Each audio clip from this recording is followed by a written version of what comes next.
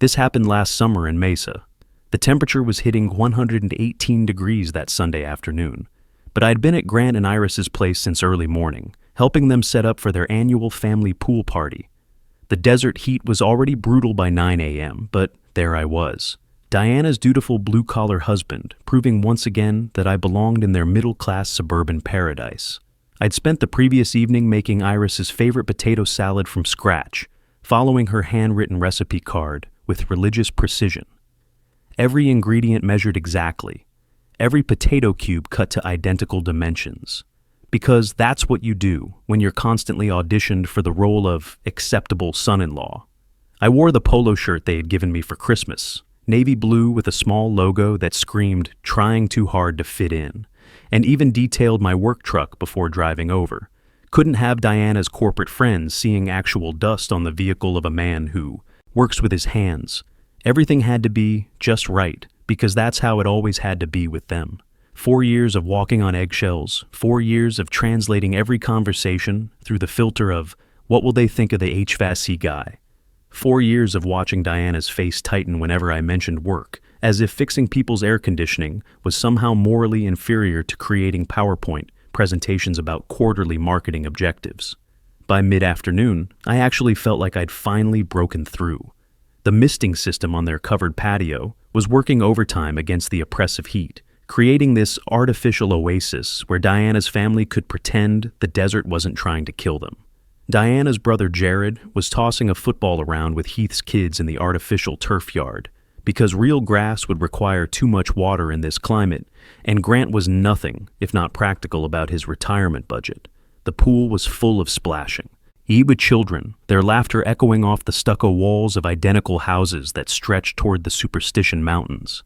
Grant and I stood by the grill discussing his latest concerns about the HVAC system in their retirement community.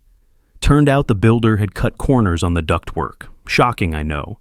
And the homeowners association was looking at a 6-figure repair bill.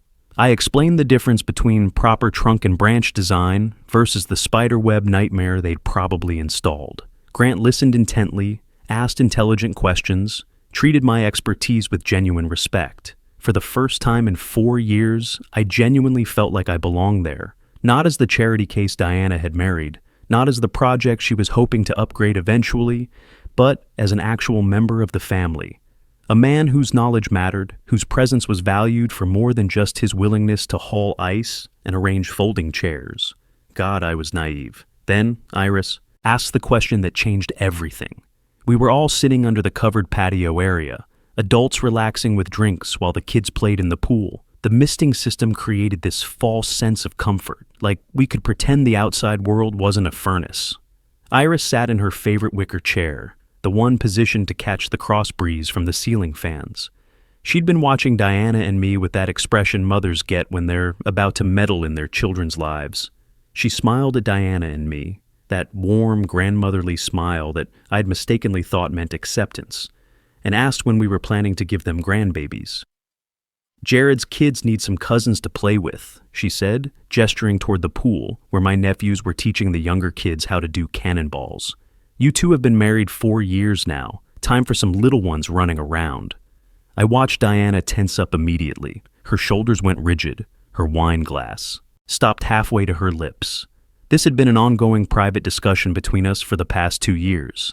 A conversation that always ended with me wanting children and Diana finding new reasons to postpone. After she made marketing director, after we'd saved more money, after we moved to a better neighborhood, one where her colleagues wouldn't accidentally drive through and see us living like regular people. There was always another reason to wait, another milestone to reach before I'd be worthy of fatherhood in her carefully calculated world. I started to respond, saying we'd actually been discussing it, but Diana cut me off mid-sentence. She laughed, this sharp, brittle sound that I should have recognized as a warning. She gestured at me with her wine glass like she was delivering the punchline to a hilarious joke, and I realized I was about to become the entertainment. "Not with him," she said, her voice carrying that particular tone she used when explaining things to people she considered intellectually inferior. "Maybe if I find someone who's actually going somewhere in life." The silence that followed was absolute. Even the desert seemed to hold its breath. Grant's hand froze halfway to his beer bottle, condensation dripping onto his khaki shorts. Iris's warm smile evaporated like moisture in the dry air, replaced by a look of horror that would have been comical if it wasn't directed at her own daughter's cruelty. Jared actually choked on his drink, sputtering and coughing, while his wife patted his back and stared at Diana like she'd just announced she was joining a cult. Even the kids in the pool seemed suddenly way too loud against the dead quiet on the patio, their laughter now sounding forced and desperate, like a laugh track on a sitcom about dysfunction. I felt like someone had dumped ice water down my back, despite the oppressive desert heat. Not shock exactly. Some part of me had always known this moment would come, but the surgical precision of it, the casual cruelty delivered with a smile while surrounded by family, that caught me off guard. 4 years. 4 years of showing up early to help Grant with his weekend projects, learning the difference between his Phillips head screwdrivers and his Robertson bits. 4 years of bringing Iris books she mentioned wanting to read, actually listening when she talked about her garden club drama. 4 years of being unfailingly polite to Diana's condescending corporate friends. Nodding along while they discussed wine pairings and vacation destinations I'd never be able to afford on an HVAC tech's salary. 4 years of proving I was good enough for their family, and in 10 seconds, she'd told everyone I wasn't? I set down my beer carefully, the way you handle explosives. Grant had handed me the beer an hour earlier with a smile, back when I was still a member of this family, instead of Diana's amusing anecdote about settling for less. The condensation from the bottle had left a perfect ring on the glass patio table, a small, wet circle that would evaporate in minutes, leaving no trace it had ever existed. Kinda like my marriage, apparently. I stood up slowly, my work boots scraping against the decorative concrete that Grant had probably paid some contractor 3 times what I would have charged to pour. Diana was still smiling, waiting for someone to laugh at her brilliant observation about my lack of ambition. The joke that wasn't a joke, delivered with the casual cruelty of someone who'd never had to worry about job security or whether they could afford to fix their transmission. I wiped my hands on my jeans, the good pair I saved for family functions, not the ones with refrigerant stains and torn knees from crawling through attics. Then I looked directly at Grant and Iris, deliberately not looking at Diana. If I was going to deliver my exit line, it needed to land with surgical precision. My voice came out steady and quiet, the way it does when I'm explaining to a customer that their 20-year-old system is beyond repair. You're right, someone else will give you those grandchildren. The beauty of it was in the ambiguity. Someone else will give them grandchildren, because Diana will find her mythical high achiever, or because I'll find someone who doesn't treat me like a consolation prize.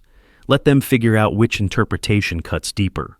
I walked through their house, past the kitchen where I'd helped Iris prepare food earlier, back when I was still family instead of Diana's temporary placeholder, past all the carefully arranged family photos on the walls, including our wedding picture, which suddenly looked like evidence of Diana's poor judgment rather than a celebration of our love. The house felt smaller now, like it was shrinking around me, eager to squeeze out the working-class intruder who'd overstayed his welcome. At the front door, I grabbed my keys from the ceramic bowl by the entrance, the bowl I'd given them last Christmas, hand-thrown pottery from a local artist, because I'd thought something made by hand would have more meaning than another mass-produced trinket from the mall where Diana did most of her shopping. I heard footsteps behind me as I reached my truck in the driveway. The work truck I'd detailed that morning, hoping to look respectable, parked between Jared's BMW and Diana's Honda Accord. Grant caught up to me and put his hand on my shoulder.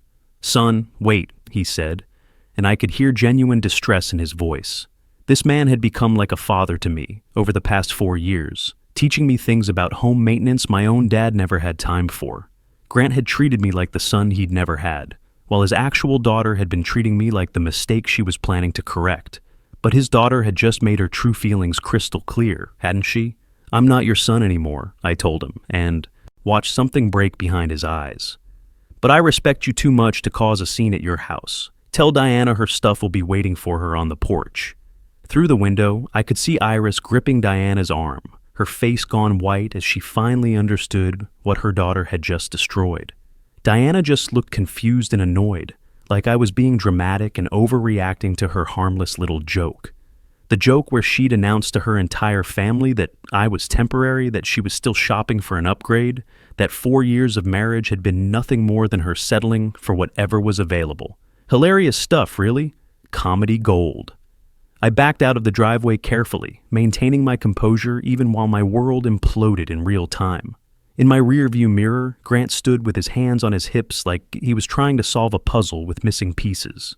Diana came out the front door with her phone already in her hand, probably preparing to call her friends and explain how her blue-collar husband had completely overreacted to her innocent observation about his lack of ambition. I drove away from 4 years of Sunday dinners, holiday celebrations, and patient relationship building, away from the artificial paradise of their misting systems and artificial turf, their climate-controlled comfort and careful respectability, and all I felt was absolute clarity, sharp and clean as the desert air. Diana arrived at our apartment 45 minutes later, just enough time for me to start sorting through 4 years of accumulated compromises. We rented a place in Central Mesa, second floor, with a view of the Superstition Mountains that we never actually used because Diana preferred to keep the blinds closed. Said the morning light was too harsh, too bright. Now I realized she'd been talking about more than just the sun. I heard her footsteps on the stairs, the quick, sharp click of her work heels on concrete.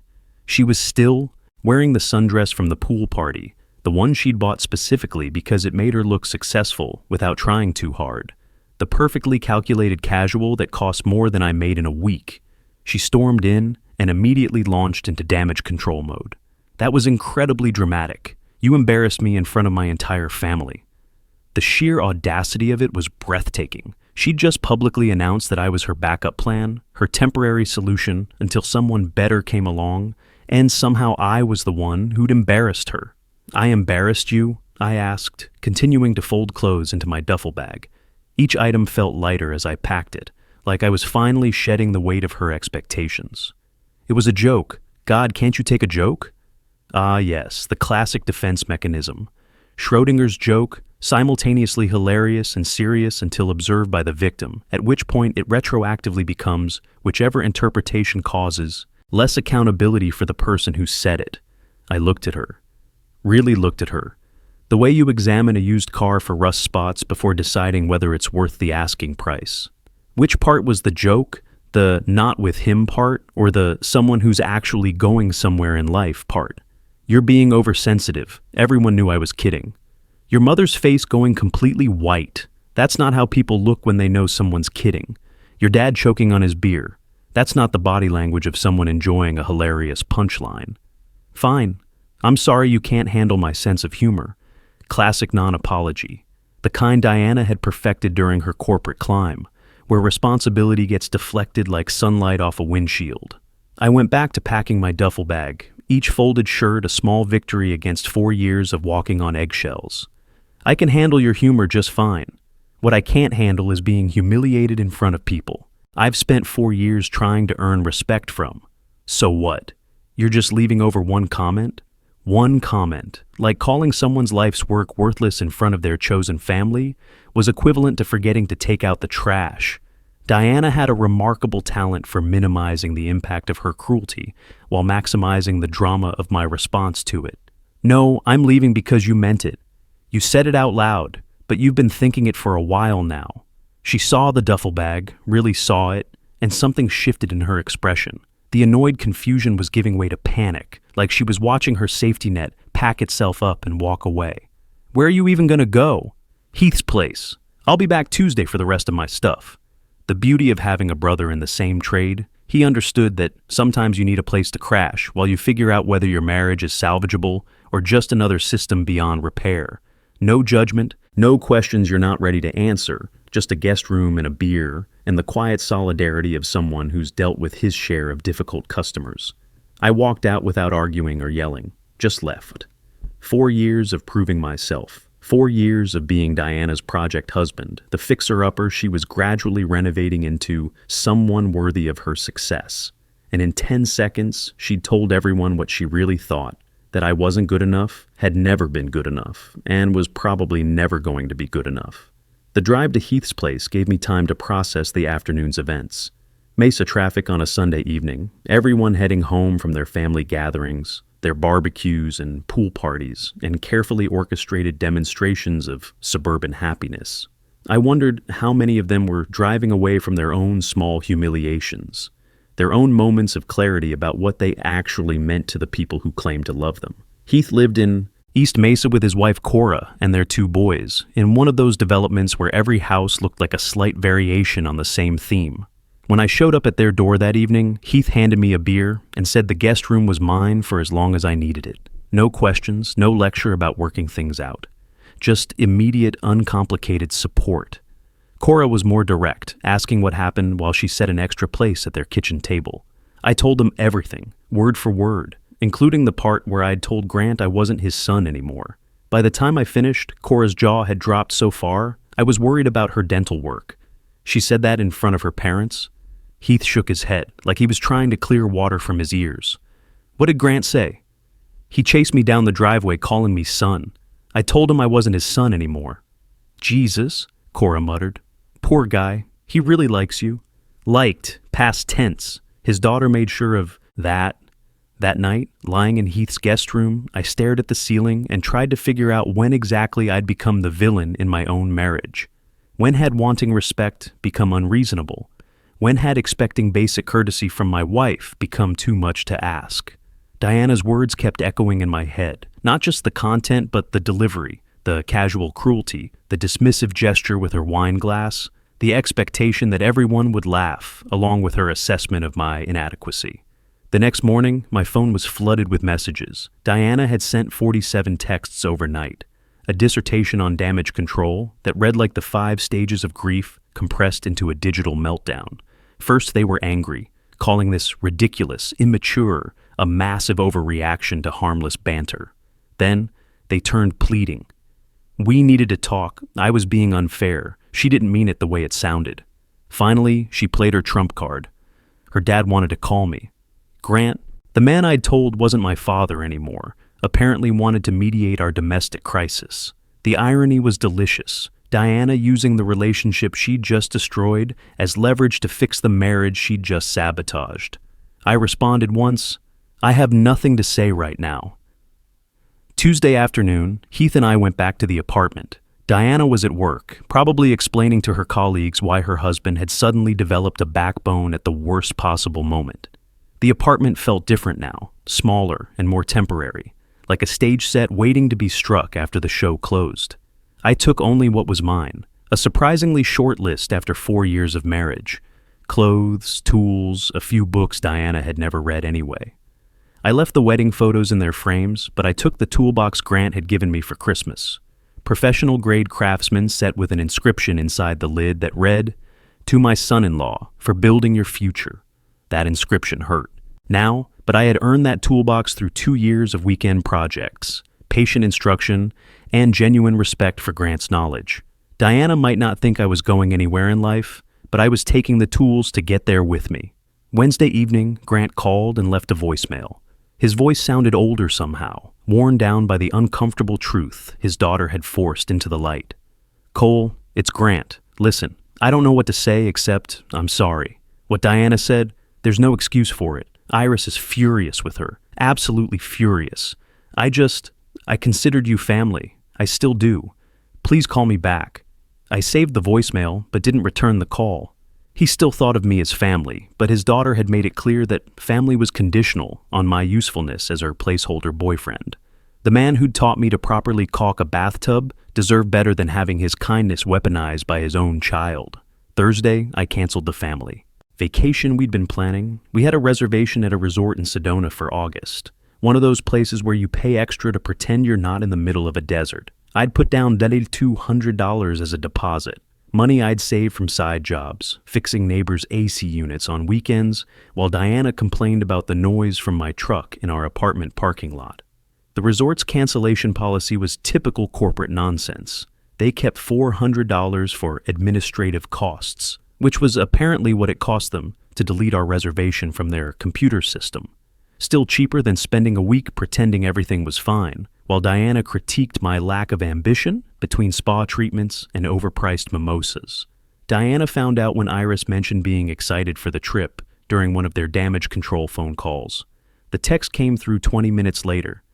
"You canceled Sedona. That was for all of us." I replied, "I'm not family, remember?" The satisfaction was immediate and pure, like hitting a perfect repair on the first try. Sometimes the simplest responses carry the most weight. Over lunch that day, Heath asked if I was planning to divorce her. We were sitting in his work truck outside a commercial job site, eating gas station sandwiches and watching the heat waves shimmer off the asphalt. "I don't know yet," I told him, "but I know I'm not going back to being her punchline. She's called Cora 3 times, asking if you're okay. What does she say?" "That you're better than you've been in months." Heath studied me carefully, the way he examined ductwork for potential problems. "You do seem lighter somehow, like you've been carrying something heavy and finally put it down." He wasn't wrong. 4 years of constantly monitoring my words, my clothes, my truck, my friends, all to meet Diana's ever-shifting standards of acceptability. 4 years of translating every conversation through the filter of her embarrassment. I'd been living like a tenant in my own life, always worried about violating some unspoken lease agreement. 3 weeks later, I met with a divorce attorney. His office was in downtown Mesa, one of those newer glass buildings trying to convince everyone that Mesa was becoming sophisticated instead of just sprawling. Felix Martinez, early 50s, with the kind of straightforward competence you develop after years of watching people's lives fall apart over irreconcilable differences.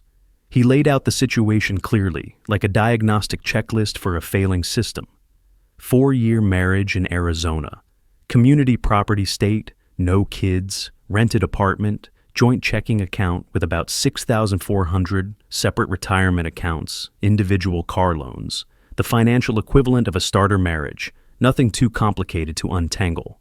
"If you're certain about divorce," he said, "file first. It sets the tone." "I'm not certain about divorce yet," I admitted, "but I am certain about respect." "Then make moves that show you're serious. Separate your finances, establish residency somewhere else, document everything. Treat this like you would any other relationship with a customer who refuses to pay their bills." The consultation cost $250, and it would be $3,500 if I actually proceeded.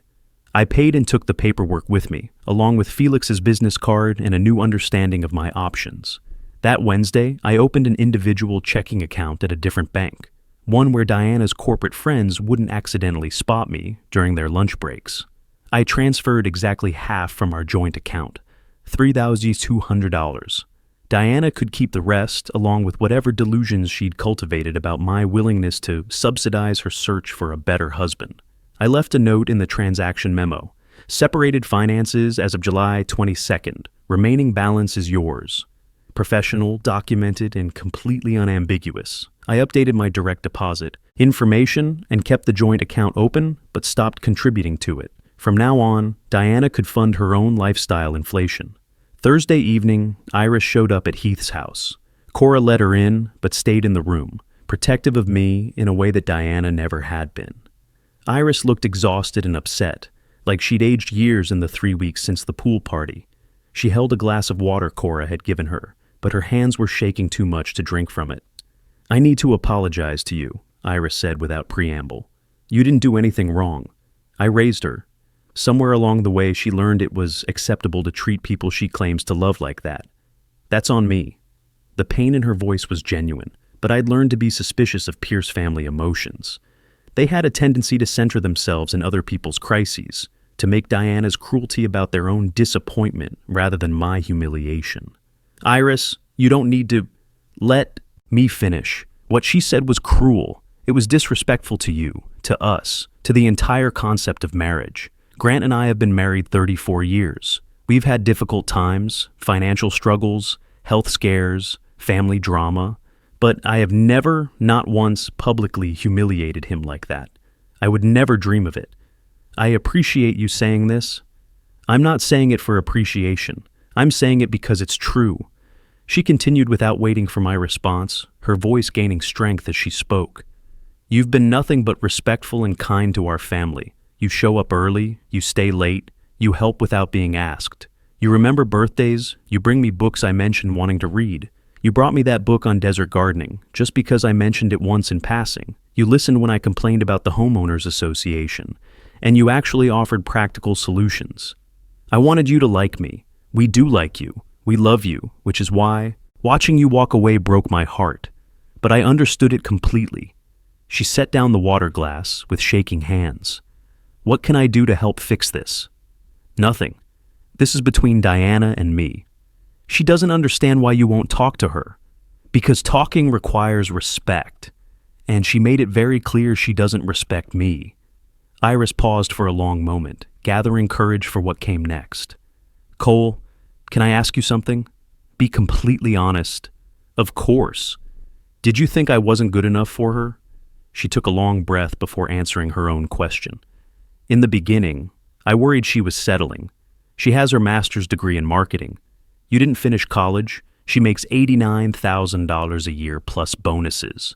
You make $52,000. On paper, I had concerns about the match. And now? Now I know that income doesn't show character. You're the first person to offer help with anything, moving furniture, fixing appliances, explaining why our electric bill was so high. You're reliable in ways her previous boyfriends never were. You're kind without expecting recognition for it.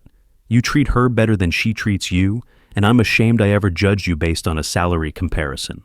The honesty was refreshing after weeks of Diana's damage control and emotional manipulation. Thank you for being honest. Will you give her another chance? I don't know yet, but I did know. Diana had shown me who she was when she thought it was safe to do so, when she was surrounded by family and feeling comfortable enough to let her real opinion slip out. You don't recover from that kind of revelation, you just decide whether you can live with the truth it reveals. 5 weeks in, I met with the apartment management. The complex was one of those places that tried to market itself as luxury living while charging premium rates for basic amenities and paper-thin walls. I explained the situation to the manager, young guy named Brett, who probably made more than I did while contributing nothing to society except lease violations and security deposit theft. He was sympathetic but firm about policy. Both parties needed to agree to lease termination, or someone had to pay the buyout fee of $2,400. Diana, naturally, was refusing to cooperate. She seemed to think that if she made leaving inconvenient enough, I'd eventually give up and come home like a stray cat. I paid the fee, filed the paperwork, and got my name removed from the lease effective end of month. Best $2,400 I'd ever spent. The cost of buying my freedom from Diana's ongoing domestic hostage situation. Wednesday of that week, Grant texted asking if we could meet, just the two of us. I agreed, curious to hear what the man who'd become more of a father to me than Diana had ever been a wife, had to say about his daughter's spectacular self-destruction. We met for coffee downtown, at a place on Main Street, early in the morning before the heat became unbearable. He was already there when I arrived, looking older and more tired than I'd ever seen him. "Thank you for meeting me," he said. "Of course. I owe you an apology too. I should have said something right then, the moment those words came out of her mouth. I should have stood up for you. You chased me down the driveway. Only after you'd already left. I should have stopped her mid-sentence, told everyone that what she was saying was wrong and cruel and unacceptable. What would you have said?" He paused, considering. "That she was wrong, that you're a good man who deserves better, that she was lucky to have you and too blind to see it. Do you believe that? I do now. I'll be honest with you, Cole. When Diana first brought you home, I had my doubts. You seemed young, directionless, like you were just drifting through life without a plan. But over these 4 years, you've shown up in ways that genuinely surprised me. You became someone I was proud to call son. That hurt worse than Diana's public humiliation. Losing the father I'd gained was somehow more devastating than losing the wife who'd never really been mine. Then Grant pulled out an envelope. "Take this." "What is it?" "Security deposit, first month's rent, whatever you need to start over." "I can't take your money." "You're not taking it. I'm giving it to you because you're still my son, even if Diana doesn't deserve to be your wife." He leaned forward, and I could see tears in his eyes. "That girl broke my heart at that pool party, but you handled it with more grace than most men would have managed. Let me do this for you." I took the envelope. $3,000 in cash. Not because I desperately needed it, but because he needed to give it. Needed to make some gesture that honored what we'd built together, separate from his daughter's betrayal. 6 months later, I'm running my own HVAC business with Heath, building custom. furniture in my spare time, and hosting my own family gatherings where respect isn't conditional on income brackets. Sometimes the cruelest gift someone can give you is showing you exactly who they are, because once you see it clearly, you finally stop wasting time trying to change their mind. The truth, delivered with surgical precision at a family pool party, can set you free in ways you never expected.